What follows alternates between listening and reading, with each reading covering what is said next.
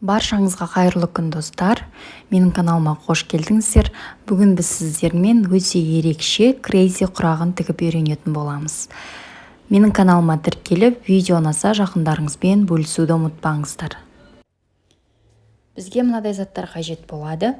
Үйде қалған қалдық маталарыңыз болса, осындай ленталар жасап алып, бұл ленталардың ені 3,5 см. Өз қалауларыңызға байланысты жасасаңыздар болады. Мен үйдегі жастықтың тұсын жаңартқым келіп тұр. Сол себептен жастықтың размеріне байланысты 53-53 см шаршы етіп алдым. Мен осындай ХБ матасын таңдап алдым. Оның центрін белгілеп алып, ортасына 5 бұрыш қиып алдым. Енді қазір ортасына осыны тігіп шығатын боламыз. Ендігі кезекте ленталарымыздың бағытын барлығын бір бағытта қыламыз. Сол бағытына сәйкес мына 5 бұрыштың 5 жағына тігіп шығатын боламыз. Енді бастаймыз. Мінекей бірінші түсті лентамызды тігіп шықтық. Одан кейін келесі түсті лентаны тігіп шығамыз. Дәл видеодағыдай.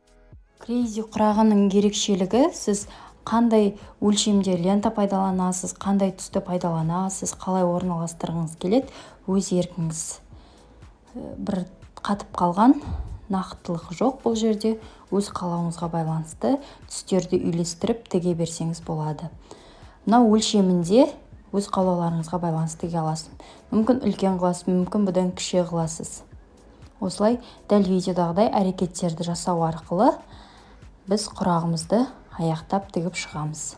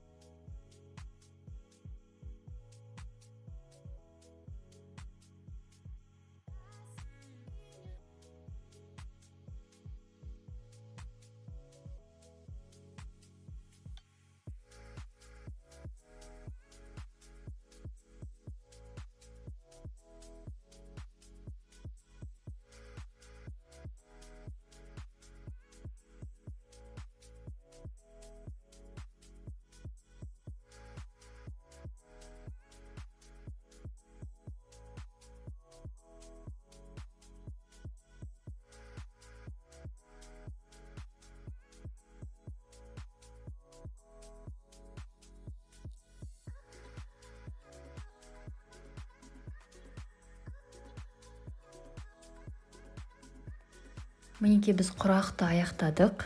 Енді мына теріс қаратып, артқы жағындағы матаның размері бойынша артық жерлердің барлығын қиып шығатын боламыз.